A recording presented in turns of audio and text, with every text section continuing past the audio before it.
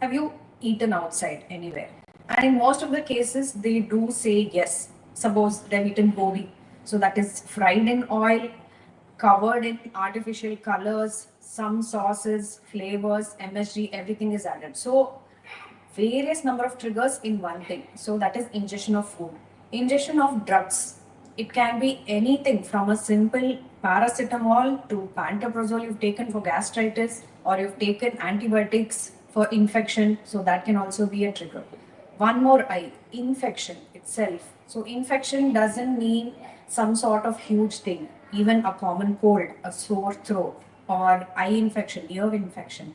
And one thing which most people tend to miss, dental infections. So even microcaries can cause urticaria. So gastritis. So this is one more I. One more I is insect bite. So you may not have noticed that an insect has bitten you. There will not be any acute symptoms, but later you might develop wheals, itching, and it might subside on its own. That is urticaria. And inunction. This is a new term for most people. Inunction means application of an ointment. Like some people apply diclofenac gel or something for knee pain. That itself can cause urticaria. And one more thing is injection. So injection of anything.